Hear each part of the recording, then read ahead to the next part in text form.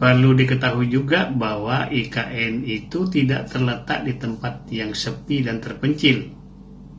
IKN itu strategis karena terletak di antara 4 kawasan perkotaan.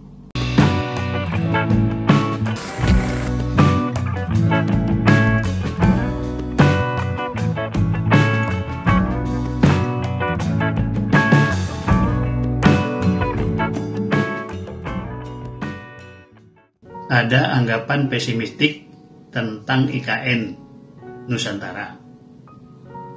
Orang yang pesimis mengatakan bahwa IKN nanti akan menjadi kota yang sunyi karena tidak banyak orang mau pindah ke sana. Bahkan Kang Emil, Gubernur Jawa Barat pun tidak bisa menyembunyikan rasa pesimisnya dengan mengatakan jika hanya ASN yang pindah, maka kota itu akan sepi.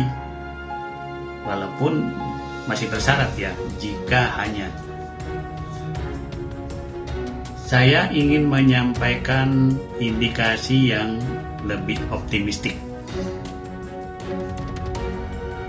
Untuk itu saya mulai melihat tren pertambahan penduduk Kalimantan Timur sejak 1971. Pertambahan penduduk Kalimantan Timur itu tinggi karena migrasi orang dari luar masuk ke Kaltim, dan angkanya selalu di atas 2%. Tahun 1971 itu bahkan 10%, 10,97% karena ada transmigran. Tapi dalam 3 sensus penduduk terakhir, tahun 2000 2,61%, tahun 2010 3,60%, dan tahun 2020 2,13%. Anggaplah angka tersebut bertahan dalam 5 tahun ke depan, maka Kaltim akan bertambah penduduknya menjadi sebesar 400.000. 10 tahun menjadi 800.000. Itu kalau dikumpulkan sama dengan penduduk Samarinda.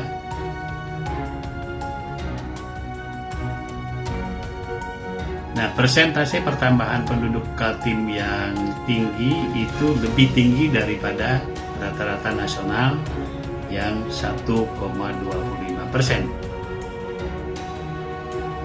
Ini menandakan bahwa Kaltim itu adalah destinasi migrasi yang penting. Dan pertambahan penduduk ini tentu saja akan berimbas langsung atau tidak langsung pada nanti keramaian di IKN Nusantara. Sekarang kita lihat IKN-nya sendiri. Saya berangkat dari asumsi bahwa pemerintah akan menyiapkan fasilitas yang cukup untuk ASN sehingga mereka tertarik untuk pindah, seperti fasilitas kesehatan, perumahan, pendidikan, olahraga, hiburan, penunjang ekonomi. Maka apa yang dikatakan dalam buku Saku Pemindahan Ibu Kota Negara yang dikeluarkan Bappenas tahun 2021, ada 182 ribuan ASN pusat di Jabodetabek dan 53 ribuan TNI Polri yang akan dipindahkan ke IKN Nusantara bersama penduduk penunjang ekonomi yang lain. Katanya jumlah penduduk IKN akan mencapai 1,5 juta jiwa. Itu baru kalau itu terjadi, maka itu sejarah pertama di Kalimantan, sebuah kota dengan penduduk mencapai 1 juta jiwa. Itu kota besar untuk ukuran Kalimantan. Dan 1,5 juta itu juga sama dengan kota Balikpapan digabung dengan kota Samarinda. Tapi marilah kita bikin skenario yang agak pesimistik, yaitu hanya 60% dari angka itu yang tercapai karena sebagian ASN tidak dipindahkan. Maka masih ada sekitar 900.000 populasi di IKN. Itu juga masih kota besar, karena sampai sekarang belum ada kota di Kalimantan mencapai jumlah penduduk segitu. Jangan lupa juga bahwa sekarang ini Kecamatan Sepaku, di mana terletak kawasan inti IKN, itu sudah ada penduduk sekitar 35.000 jiwa penduduk lokal. Kalau diperluas lagi ke seluruh kawasan perluasan IKN, maka sudah ada sekitar 165.000 jiwa. Jadi IKN itu ya mulai sekarang itu sudah terlihat daya tariknya. Apalagi nanti kalau menjadi kota yang komplit, super modern, hijau, itu daya tariknya tinggi. Nah, jadi akan ada banyak migran yang masuk. Katakan saja migran itu cuma 0,5% dari 1,5 juta jiwa, maka nanti akan ada pertambahan penduduk sebesar 7.500 jiwa per tahun.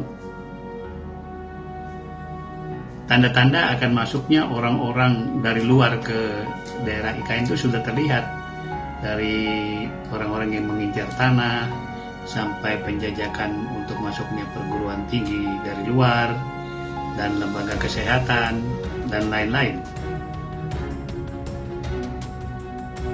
Perlu diketahui juga bahwa IKN itu tidak terletak di tempat yang sepi dan terpencil.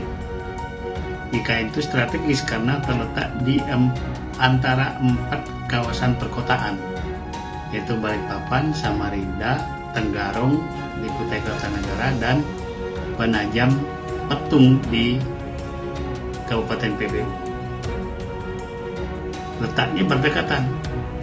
Jadi IKN dengan 4 kota itu nanti akan membentuk sebuah metropolis, sebuah kota besar yang saya yakin menjadi paling ramai di Kalimantan. Perlu juga diketahui bahwa IKN itu terletak di jalur Trans Kalimantan. Jalan Trans Kalimantan yang menghubungkan Kalimantan Utara, Timur, Selatan, Tengah, Barat, bahkan Sarawak dan Sabah. Itu berarti nanti akan ada keramaian yang ditimbulkan dari mobilitas manusia. Jadi saya cukup optimistis bahwa IKN tidak akan menjadi kota sepi